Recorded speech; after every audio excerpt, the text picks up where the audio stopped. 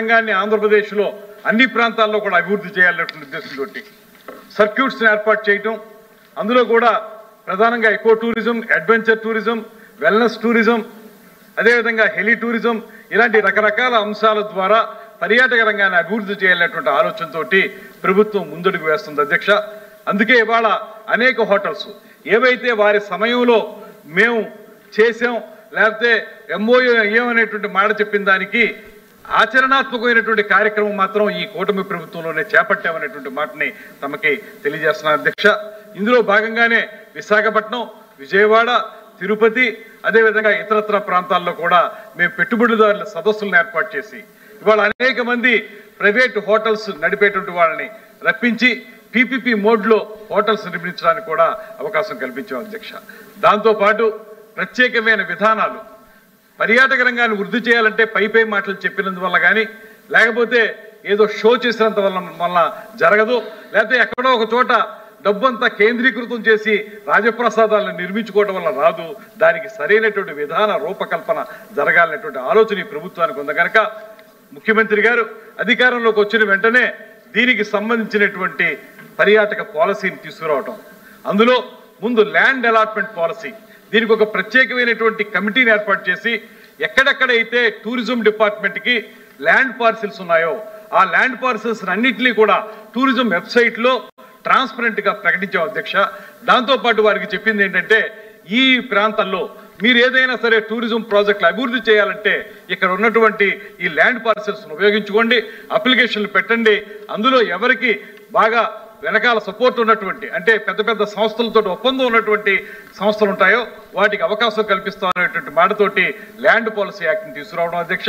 అదేవిధంగా home stay ఇవాళ మన అందరికీ కూడా ఇవన్నీ కూడా గత ప్రభుత్వంలో ఏనాడు ఆలోచించినటువంటి అంశాలు అధ్యక్ష. హోమ్ స్టే అనేది మనకి చూస్తే గ్రామీణ ప్రాంతాల్లో మనకు మండువా లోగిళ్ళని, మా ప్రాంతాల్లో అయితే మండువా లోగిళ్ళు ఉంటాయి, తమరు కూడా ఆ ప్రాంతం వారు కనుక మీకు తెలుసు. అదేవిధంగా అనేక పురాతనమైన కట్టడాలు ఉంటాయి, వాటిని మనం పర్యాటకులు వచ్చి ఉండటానికి విడిది చేయడానికి వీలుగా తయారు చేసుకుంటే విదేశీ పర్యాటకులను ఆకర్షించవచ్చు అనేటువంటి ఆలోచనతో హోమ్ స్టే పాలసీని కూడా త్వరలోనే తీసుకొస్తున్నాం అధ్యక్ష. అదేవిధంగా క్యారవాన్ టూరిజం మీరు తెలియంది కాదు, క్యారవాన్లు ఇప్పుడు పెడితే కొన్ని చోట్ల మనం ఇమీడియట్గా స్టార్ హోటల్స్ నిర్మించలేం కనుక లేకపోతే ఈ స్టార్ ఫెసిలిటీస్ ఇవ్వలేం కనుక ముందుగా వచ్చేటువంటి పర్యాటకులు తిరగడానికి ఉండడానికి వీలుగా క్యారవాన్ని ఆ టూరిజంని డెవలప్ చేయాలనే ఆలోచనతో దానికో పాలసీ తీసుకొచ్చాం.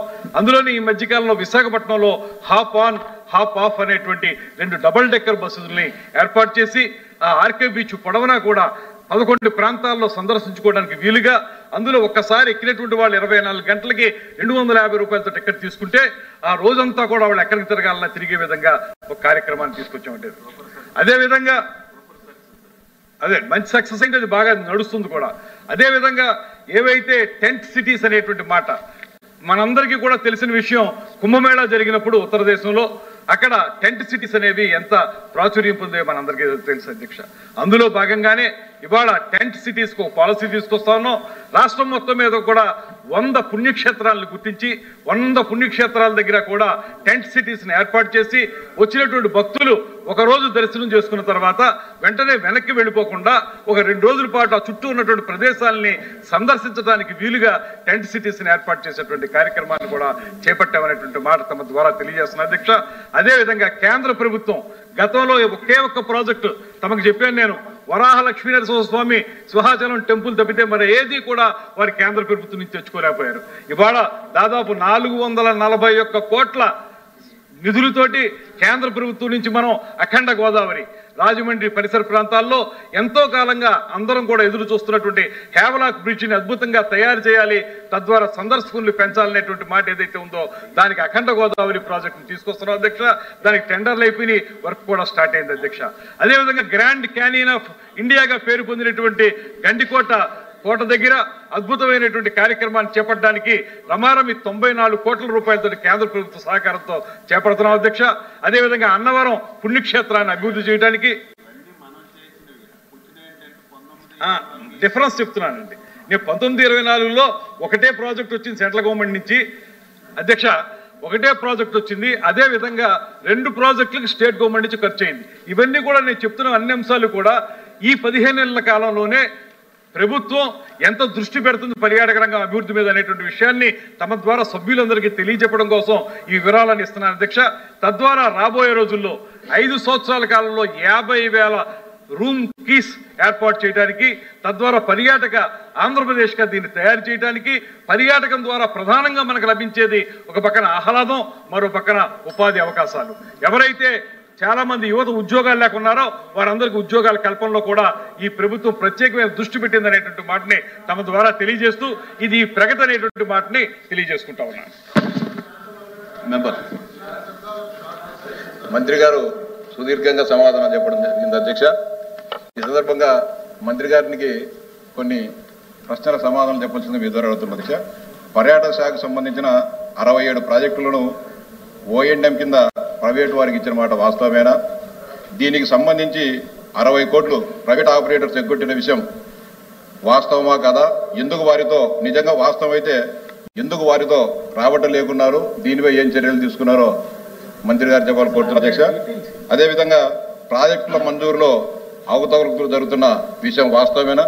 అంతేకాకుండా నేను అడిగిన ప్రశ్నలో రాష్ట్ర ప్రభుత్వ నిధులతో నిర్మించి ప్రైవేటు సంస్థలకు లేదా వ్యక్తులకు కేటాయించిన ప్రాజెక్టుల వివరాల గురించి కూడా సమగ్ర సమాచారాన్ని ఇవ్వాలని చెప్పి అడుగుతున్న అధ్యక్ష. అంతేకాకుండా ఓఎండ్ఎం కింద ప్రాజెక్టులు ఇచ్చేటప్పుడు స్టాండర్డ్ పాలసీ ఏమైనా రూపొందించారా? వాటికి పెట్టిన నిబంధనలు ఏవి? వీటిని బోర్డు నిర్ణయాలకు అనుగుణంగా చేశారా, లేక అధికారులు సొంతంగా నిర్ణయం తీసుకొని నియమాలు రూపొందించారా? అదేవిధంగా లైలా గ్రూపుకు 22 కోట్ల బకాయిలను రద్దు చేసిన విషయం వాస్తవమేనా? ఎందుకు రద్దు చేయాల్సి వచ్చింది?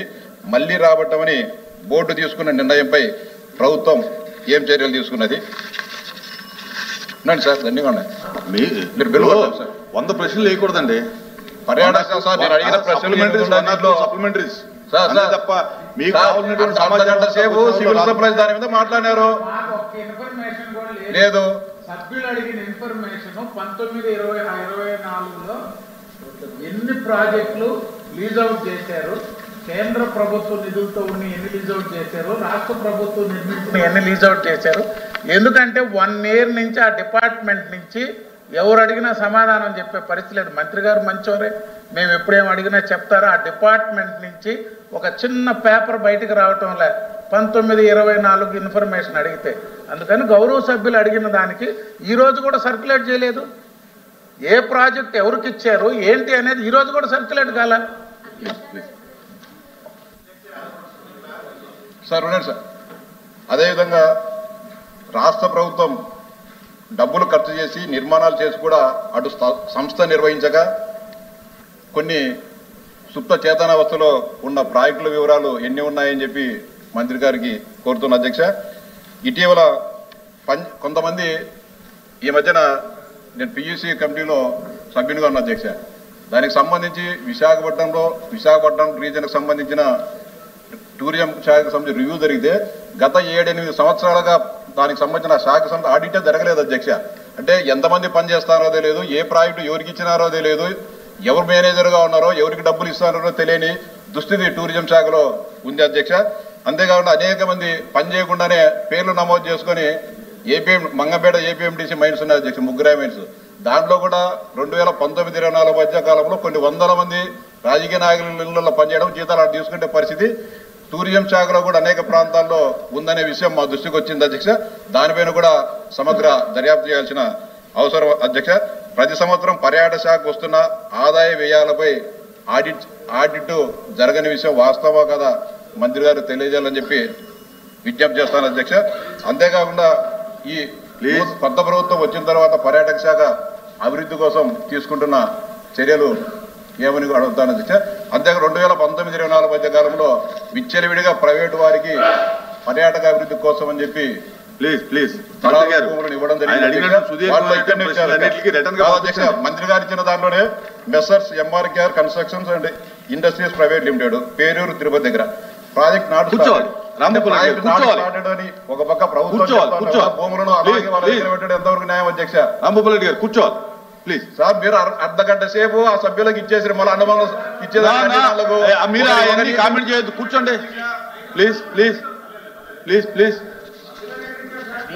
ప్లీజ్ ప్లీజ్ సార్ మీ ద్వారా ఒకటే పర్యాటక శాఖ పనితీరు పట్ల ఆ శాఖలో ఉన్న ప్రాజెక్టుల పట్ల 2019-24 మధ్య కాలంలో జరిగిన అవినీతి పట్ల భూ కేటాయింపు పట్ల జరిగిన మోసాల పట్ల సమగ్రంగా తెలియజెప్పాలని చెప్పి మీ ద్వారా మంత్రి గారు విజ్ఞప్తి చేస్తారు అధ్యక్ష.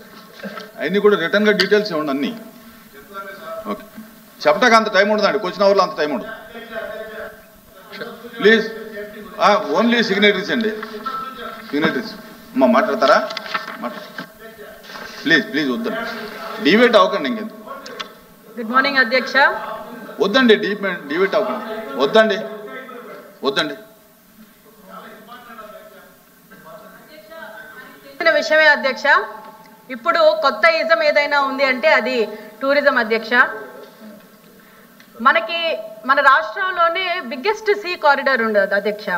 సో దాన్ని దృష్టిలో పెట్టుకొని మనం చాలా వాటర్ స్పోర్ట్స్ కానీ లేకపోతే క్రూజ్ కానీ యాట్స్ కానీ వాటర్కి సంబంధించిన చాలా టూరిజం డెవలప్ చేయొచ్చు అధ్యక్ష. These are suggestions that I'm giving to the minister గారు అధ్యక్ష. ఎందుకంటే ఆయన చాలా డీటెయిల్గా ప్రతి ఒక్కటి ఎక్స్ప్లెయిన్ చేశారు. కానీ నా తరఫు నుంచి కొన్ని suggestions as a young women కొన్ని సజెషన్స్ ఉన్నాయి అధ్యక్ష, మనం డెవలప్ చేసుకునేవి.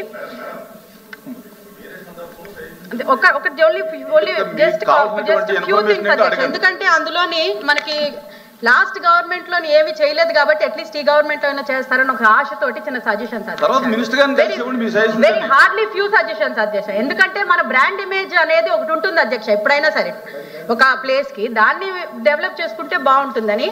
టూరిస్ట్ ఫెసిలిటీస్ కానీ ఈకో ఫ్రెండ్లీ బడ్జెట్ ప్లేసెస్ కానీ అలాంటివన్నీ వస్తే బాగుంటుంది. అట్లనే మన ల్యాండ్ ఆఫ్ టెంపుల్స్ అని లేకపోతే బీచెస్ అని ఒక బ్రాండ్ పెట్టుకుంటే బాగుంటుందని మా సజెషన్ అధ్యక్ష. అధ్యక్ష నేను ఒకటే మా మంత్రి గారికి రిక్వెస్ట్ చేస్తున్నాను, వైల్డ్ లైఫ్ అడ్వెంచర్స్ అనేది కొంచెం మన రాష్ట్రంలోని తక్కువగా ఉన్నాయి, అవి కొంచెం ప్రమోట్ చేస్తే బాగుంటుంది. ట్రెక్కింగ్, క్యాంపింగ్ అలాంటివి ఏదైతే ఉంటే young tourist, domestic and international టూరిస్ట్ని కూడా అట్రాక్ట్ చేయడానికి బాగుంటుంది. ఈ సీ కారిడార్ కూడా యూజ్ చేసుకుంటే బాగుంటుంది. ఇలాంటివన్నీ చేసుకుంటే మన రాష్ట్రానికి టూరిజం డొమెస్టిక్గా ఇంటర్నేషనల్గా ఫారిన్ టూరిస్టులు కూడా రావడానికి బాగుంటుంది. మనం ఎప్పుడైనా I'm sorry to say but last 10 yearలోని ఏదైతే 19 నుంచి 24 వరకు 24లోని ఓన్లీ 2 ప్రాజెక్టులు వచ్చాయని అంటే as a young chief minister Jaganmohan Reddy గారు వచ్చినప్పుడు చాలా బాగుంటుందని అనుకున్నాను యాజ్ ఎ యంగ్స్టర్ నేను కూడా.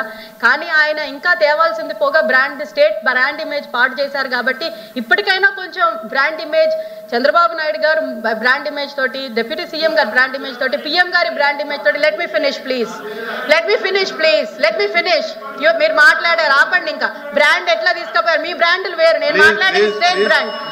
సో ఇది కొంచెం బెటర్ అవ్వాలని నా తరఫు నుంచి రిక్వెస్ట్ చేస్తూ మంత్రి గారిని రిక్వెస్ట్ చేస్తున్నాను. ఇనఫ్ చాలు ఆపండి. Thank you for the opportunity అధ్యక్ష. మంత్రి గారు. అధ్యక్ష టూరిజం మీద చాలా వివరాలని వారందరూ కూడా గౌరవ సభ్యులందరూ అడగడం జరిగింది అధ్యక్ష. ఇది 2019-24 కాలంలోనే O&M అనేటువంటిది అండ్ ఆపరేషన్స్ అండ్ మెయింటెనెన్స్ అనేటువంటి దాన్ని ప్రైవేట్ వ్యక్తులకు ఇవ్వడం అనేటువంటి కార్యక్రమం జరిగింది అధ్యక్ష. అందులో చాలా వరకు వారెవరో కూడా ఏదైతే లీజుకి తీసుకున్నారో ఆ లీజు డబ్బును కట్టకపోవడం వల్ల వాళ్ళ మీద యాక్షన్ తీసుకోవడానికి మేము ఆల్రెడీ అప్రోచ్ అవ్వడం జరుగుతూ ఉంది అధ్యక్ష. అదేవిధంగా 2019 నుంచి 24 వరకు జరిగినటువంటి అంశాల్లో వారు అడిగింది ప్రధానంగా ఎలాంటి అభివృద్ధి జరిగిందనేటువంటి విషయంలో అప్పుడు 2019 నుంచి 24 మధ్యలో జరిగినటువంటి విశాఖపట్నంలో జరిగిన పారిశ్రామిక సదస్సులో టూరిజం రంగానికి 21,941 కోట్ల రూపాయల పెట్టుబడులకి 129 సంస్థలతో ఒప్పందం కుదుర్చుకున్నాం అనేటువంటి మాట చాలా ఘనంగా చెప్పారు అధ్యక్ష. అందులో కనీసం 20% కూడా అమల్లోకి రాలేదు అధ్యక్ష. ఇది ఆ రోజు జరిగినటువంటి అంశం. అదేవిధంగా 41,000 మంది ఉద్యోగాలకి ఇస్తామనేటువంటి చెప్పినటువంటి మాట ఏది కూడా సాకారం కాలేదు. ఆ రోజున ఎంతమందికి ఉద్యోగాలు ఇచ్చారని ఎంప్లాయ్మెంట్ ఎక్స్చేంజ్ల దగ్గరికి వెళ్ళి ఒక రిప్రజెంటేషన్ ఇస్తుంటే హౌస్ అరెస్ట్ చేసినటువంటి పరిస్థితి ఆ రోజు ఉంది అధ్యక్ష.